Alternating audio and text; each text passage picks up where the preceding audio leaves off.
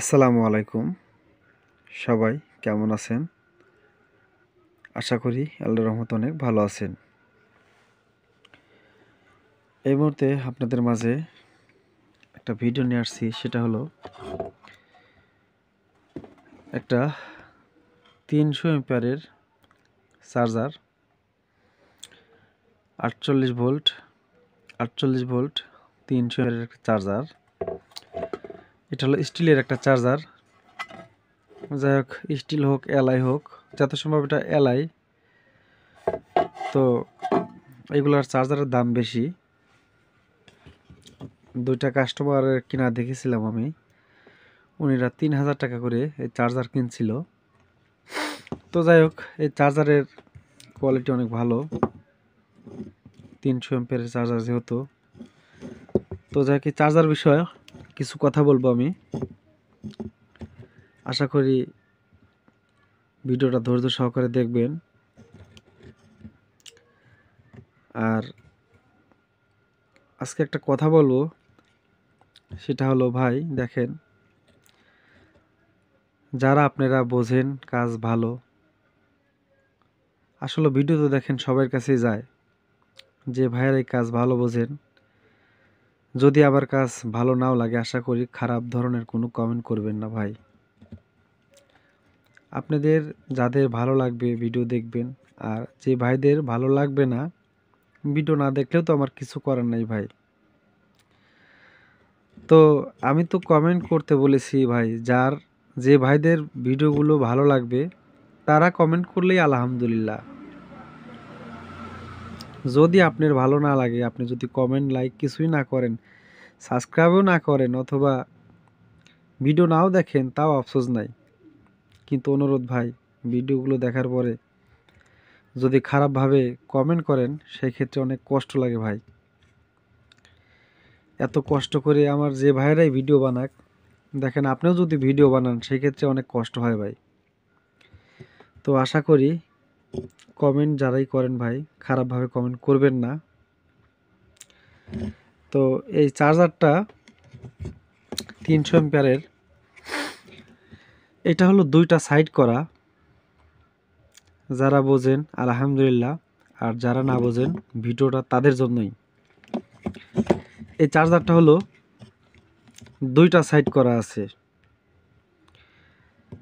এটা হলো 12 ভোল্ট এক সাইড করা আছে, অর্থাৎ আমাদের এই চার্জারের যে সিস্টেমগুলো আছে, অর্থাৎ 150 এম্পিয়ার অথবা 120 এম্পিয়ারের অথবা 100 এম্পিয়ারের যে সিস্টেমগুলো আছে, একটা সফার দিয়েই কিন্তু 12 ভোল্ট 48 ভোল্ট বের হয়েছে। যেমন এইখানে দেখেন 3টা পিন করা আছে, একটা হলো গ্রাউন্ডিং অর্থাৎ মাইনাস, আর একটা থাকবে হলো 48 ভোল্ট থাকবে, আর একটা থাকবে হলো 12 ভোল্ট। তো যাই হোক, 12 ভোল্ট থাকবে। সেই ক্ষেত্রে কিন্তু এইটার সিস্টেম তা না, এইটার সিস্টেম একটু অন্যরকম। এটার সফার সিস্টেমও আলাদা, শুধু সফার আর সব ফিল্টার হলো দুই রকম। যাই হোক, ফিল্টারটা হলো এক। এই যে ফিল্টার এসি ফিল্টার যে ক্যাপাসিটার আছে, ফিল্টার ক্যাপাসিটার কিন্তু এক, কিন্তু সফার আলাদা। এই যে 48 ভোল্ট, এইটার কিন্তু 48 ভোল্টের সফারটা কিন্তু আলাদা। আবার এইখান থেকে যে 12 ভোল্ট যে আউট হবে, এই সফারটাও কিন্তু আলাদা। অর্থাৎ ফিল্টার হলো, এসি ফিল্টার হলো একটাই করা, কিন্তু সফার অর্থাৎ এই যে ছোট্ট ট্রান্সফর্মার যে দেখতেছেন, এটা আলাদা, 48 ভোল্টেরটা আলাদা এবং 12 ভোল্টেরটা আলাদা। আবার এখানে অটোর বিষয়টাও আলাদা করাই। অর্থাৎ দেখেন, এই যে আমাদের হলো ডায়োড, এসি ডায়োড, এই যে এসি ডায়োড দেখেন, এই এসি ডায়োড দিয়ে কিন্তু এই যে ফিল্টারে এসে কিন্তু দেখেন, আমি যে দেখাচ্ছি, এই যে এই যে দেখেন এসির প্লাসে, এই যে দেখেন এটা হলো ফিল্টারের প্লাস। এই যে ফিল্টারের প্লাস কিন্তু ডাইরেক্ট এই যে এখানে গেছে, চপারের এই যে আইসির পিনে গেছে। তো এখানে এই যে আইসি আছে, এই মূলত কোন সমস্যা কি সমস্যা সেটা আমি বিস্তারিত বলবো।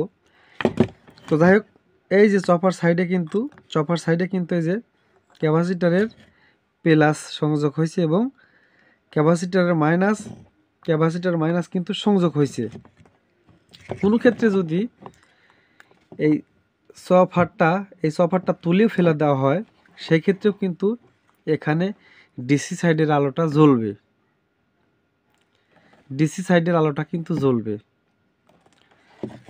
কিন্তু কোনো ক্ষেত্রে যদি এই সেকশনটা নষ্ট হয়ে যায়, এই সেকশনটা নষ্ট হয়ে গেলে আপনার এখানে কিন্তু ডিসি সাইডের যে 48 ভোল্ট সেটা দেখাবে না, এইটা কিন্তু দেখাবে না। কিসের জন্য? এই চার্জারটা আমি একদম কুটাকাটি সবগুলোই মাপ দিয়েছি। বেশির ক্ষেত্রে কিন্তু সব চার্জারেই আমরা দেখে থাকি, সেটা এই ধরনের চার্জার হোক এবং যত ধরনেরই পাউডার ব্যাটারির চার্জার হোক, সেই ক্ষেত্রে কিন্তু এসি সাইড বেশি নষ্ট হয়। যেমন দেখেন এই চার্জারটার কিন্তু এই যে এসি সাইড পুরা, এই যে রেজিস্ট্যান্টগুলো নষ্ট হয়ে গেছে, পুড়ে গেছে। আর এই রেজিস্ট্যান্ট নষ্ট হলেই বুঝতে হবে এই যে ইনপুটটাও শর্ট। তো এইটার ক্ষেত্রে অন্যরকম দেখতেছি, মানে এই চার্জারটার অন্য রকম দেখতেছি। এই চার্জারটার যে ইনপুট পাওয়ার সাইডে যে ইনপুট দুইটা আছে, এই দুইটা আমি মেপে দেখেছি ভালো আছে। এবং আমার যে ডিসি সাইডের যে ডায়োড থাকে, এই যে ডিসি সাইডের যে 3 ঠ্যাঙের একটা ডায়োড থাকে, আপনারা সবাই জানেন, ওইটাও ঠিক আছে। এটা কিন্তু ডায়োড, এটা অটো ট্রানজিস্টর ওইটা না, কিন্তু এটা ডায়োড, ডাইরেক্ট ডায়োড। এটা দেখেন এই দুই সাইড থেকে কিন্তু এই যে প্লাস একটা ঢুকেছে এবং এই সাইড থেকে একটা ঢুকেছে, ঢোকার পরে সফার থেকে 2 পিন ভোল্টেজ ঢুকে কিন্তু এখানে প্লাস হয়ে কিন্তু বের হয়েছে। আর এটা হলো মাইনাস, এইটা কিন্তু মাইনাস। তো যাই হোক, এটা কিন্তু মাইনাস। তো সেই ক্ষেত্রে আমার এই চার্জারটার কিন্তু মূলত সমস্যা হলো 12 ভোল্ট সাইড। অর্থাৎ আমাদের এই চার্জারগুলো যেমন এখানে 12 ভোল্টেজে 358 আইসি থাকে, এই সাইডটা কিন্তু 12 ভোল্ট সাইডে অটো হোক, আদার সাইডে কিন্তু লাইটিং ভোল্টেজ দেয়, প্লাস অটো আইসি অটোর কাজ করে, বিভিন্ন ধরনের সিস্টেম থাকে এখান থেকেই। তেমনি এইটারও কিন্তু সেম।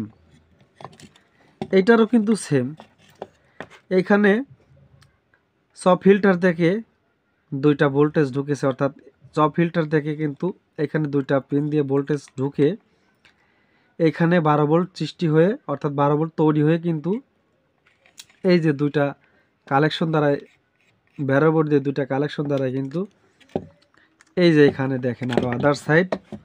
এখন এখানে এই যে দেখেন ভিতরে দেখানো যাচ্ছে না, এখানে আদার সাইড অটো হোক লাইট আইসির বিভিন্ন ধরনের এখানে কাজ করা আছে। আর এই একই বোর্ডে কিন্তু আবার 2টা সাইড করে দিছে, এটা হলো এসি সাইডের কাজ করছে। দেখেন এখানে এই যে 2টা ইনপুট নিয়ে কিন্তু 2টা ইনপুট নিয়ে, আর এই বোর্ডটা এই যে দেখেন এই বোর্ডটা নিয়ে কিন্তু এখানে আবার এই যে এসি সাইডের, অর্থাৎ আবার 48 ভোল্টের এসি সাইডের কিন্তু এইটা দিয়ে কাজ করেছে। তো যাই হোক, কোনো ক্ষেত্রে এই চার্জারগুলোর আর একটা সমস্যা হয়ে থাকে, কোনো ক্ষেত্রে যদি আপনার এই সাইডটা নষ্ট হয়ে যায়, অর্থাৎ ইনপুট সাইড, এই যে ইনপুট সাইড যদি কোনো ক্ষেত্রে নষ্ট হয়ে যায়, সেই ক্ষেত্রে যদি আপনার 12 ভোল্ট সাইডটা ভালো থাকে, অর্থাৎ এই যে অটো সাইডের 12 ভোল্ট সাইড যদি ভালো থাকে সেই ক্ষেত্রে আপনি এখানে আলো পাবেন, ইন্ডিকেটরে কিন্তু আলো জ্বলবে। সেই সময় আপনার একটা বিভ্রান্তিতে পড়ে যাবেন, কি ব্যাপার চার্জারে আলো আছে কিন্তু এইখানে কোনো ক্ষেত্রেই আমি 48 ভোল্ট ডায়োড পার সাইডেও, অর্থাৎ ডায়োড দিয়ে পার হয়ে যে 48 ভোল্ট দেখায় সেটাও পাচ্ছি না। আবার এসি দিয়ে আমি মিটারে দিয়ে চপারের এই পিনে মাপ দিচ্ছি তাও আসতেছে না, সমস্যাটা কি? এরকম কিন্তু একটা বিভ্রান্তিতে আপনারা অনেক সময় পড়তে পারেন। আর বিশেষ করে এই চার্জার কিন্তু অ্যাভেলেবেল কোনো মেকার ভাইয়ের কাছে নাই। এইগুলো হয়তো শতকরা একাত্তর এগুলো সার্ভিসিং করতে আসে, বেশির ক্ষেত্রে এইগুলো সারা খুব টাফ ব্যাপার। কিসের জন্য? এই চার্জারটার সমস্যা হলো এই 12 ভোল্ট সাইডে, 12 ভোল্ট সাইডেই কিন্তু এই চার্জারটার সমস্যা। সেটা কি পার্টস কোনটা সমস্যা আমি সেটাও ধরেছি। আপনারা যদি দেখেন এখানে কিন্তু একটু হালকা কালো হয়ে গেছে। এই চার্জারটা দেখে আপনাদের বোঝার উপায় নাই কোন জিনিসটা নষ্ট। কোনো সাইডে কোনো কিছু পোড়া নাই, কোনো পার্টস ফাটা নাই, এবং কোনো পার্টস এখানে কোনো সাইডেই শর্ট পাই নাই। আমি চতুর সাইড দেখার পরে আমি দেখলাম আমার এই আইসিটা নষ্ট। এই যে 8 পিনের যে আইসিটা দেখতেছেন এই আইসিটা নষ্ট। তো এটা দেখলাম একটা আনকমন একটা আইসি, আমার জানা মতো আমি চেষ্টা করি নাই, মার্কেটে দেখিও নাই।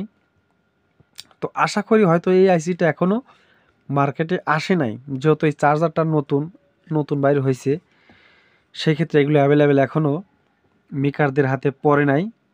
তো যাই হোক, এই চার্জারে এই 8 পিনের এই আইসিটা নাই। তো মূলত এই আইসিটারই সমস্যা। এই দেখেন এইখানে পিনটা ফ্ল্যাশ খাইছে। এই যে দেখেন, আসলে ক্যামেরাতে অতটা ভালো বোঝা যাচ্ছে না। এই দেখেন এইখানে কিন্তু পুরা কমা দামি সেট দিয়ে আসলে ভিডিও করলে যা হয়, তো জুম করে যে দেখাবো সেটাও সম্ভব হচ্ছে না। তো যাই হোক, আপনারা একটু কষ্ট করে হলেও বুঝে নেবেন, কথাই বিশ্বাস। এইখানে কিন্তু দেখেন এখানে পুড়ে গেছে। তো যাই হোক, এইখানে পুড়ে যাওয়ার কারণে এখানে একটু ধোঁয়ার আজি ধরনের ধোঁয়া কালো হয়ে গেছে, এখানে একটু কালো হয়ে গেছে। তো আমি আইসিটা মেপেও দেখেছি, আইসিটার একটা সাইড শর্ট দেখাইছে। তো সেই ক্ষেত্রে এই আইসিটা নষ্ট হওয়ার কারণে 12 ভোল্ট সাইডটা চালু হচ্ছে না। অর্থাৎ যদি এই আইসিটা নষ্ট না হইতো তাইলে আমার কোনো ক্ষেত্রে যদি এই যে এই বড় চপারের এসি সাইডটুকু যদি নষ্ট থাকতো, অর্থাৎ এই যে বড় চপারটা দেখতে পারতেছেন, এই বড় চপারের যদি এই যে এসি সাইডটুক এই সাইডটুকু যদি সমস্যা থাকতো, আমার এই সাইড ভালো থাকলে তাইলে আমার এখানে লাইটটা জ্বলতো, অর্থাৎ ডিসি সাইডের ইন্ডিকেটরটা জ্বলতো, চার্জ নিত না এবং এখানে 48 ভোল্ট মাপ দেখাইতো না, কিন্তু আমার ইন্ডিকেটরটা জ্বলতো। শুধু এই চার্জার দিই না, আমি এর আগে এই চার্জারগুলো অনেক কাজ করেছি এবং দেখেওছি। আমি এর আগে দেখেছিলাম একটা চার্জারের ডিসি সাইড ভালো আছে বিধায় আলো জ্বলতেছে, কিন্তু আমি চপারে চুল পরিমাণ কোনো 48 ভোল্টের ডায়োড পার দিয়ে ডায়োডের আগে কোনো ধরনের আমি 48 ভোল্টই পাই নাই।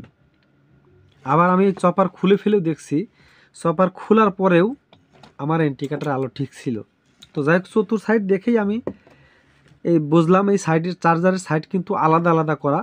এই ধরনের চার্জার আপনারা যদি পান, এই যে অর্থাৎ স্টিল বডি, তো স্টিল হোক আর এলাই হোক যেটাই হোক, এই ধরনের বডি পেলেই বেশির ক্ষেত্রেই আমার জানা মতে সাইড আলাদা, যেমন এটার আলাদা, এগুলা কিন্তু আলাদা হয়। আপনারা কাজ করলে অবশ্যই একটু খেয়াল করে কাজ করবেন। তো যাই হোক, আশা করি এই চার্জারের যদি এই আইসিটা পাওয়া যায়, এই চার্জারটাও সার্ভিসিং করা সম্ভব।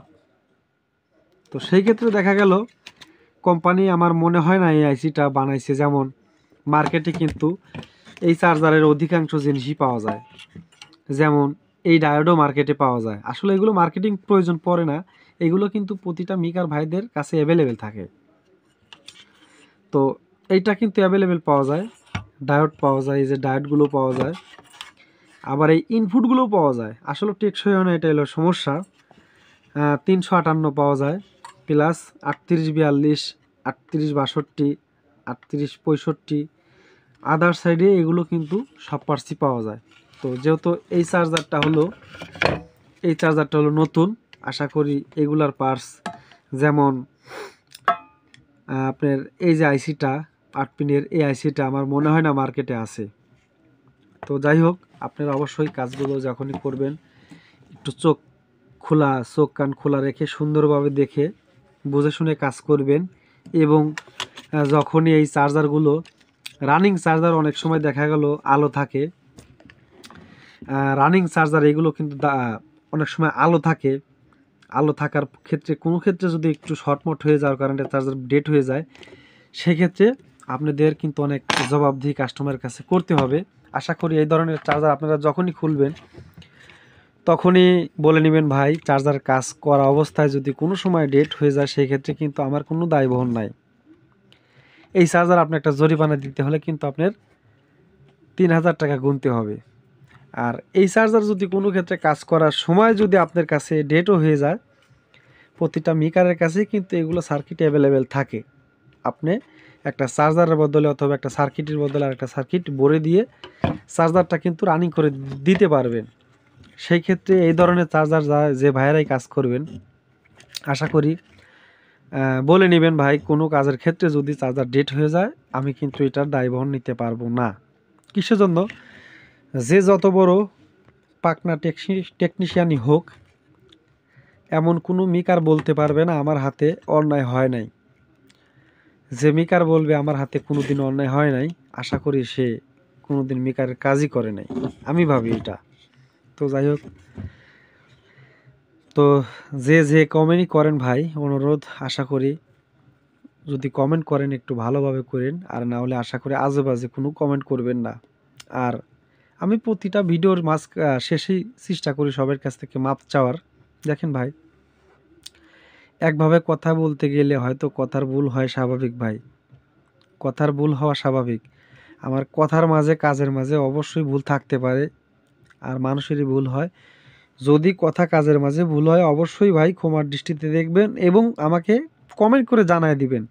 কিন্তু তাই বিধায় উল্টাপাল্টা কমেন্ট করলে ভাই, এত কষ্ট করে ভিডিও করলে অনেক মনের ভিতরে খারাপ লাগে ভাই। দেখেন, ইউটিউব থেকে যে টাকা কামাই করতেছে এরকম কিন্তু না ভাই। ইউটিউব থেকে আল্লাহর রহমতে এখনও ইউটিউব চ্যানেল থেকে আমার পকেটে হয়তো একটা টাকাও এখনও আসে নাই, কিন্তু অনেক পরিশ্রম করেছি ভাই। তো এত কষ্ট করে পরিশ্রম করার পরে যদি একটু আপনারা উল্টাপাল্টা কমেন্ট অনেক ভাইরাই করে, খুব কষ্ট লাগে ভাই। তো যাই হোক, সবাই ভালো থাকেন। আসসালামু আলাইকুম।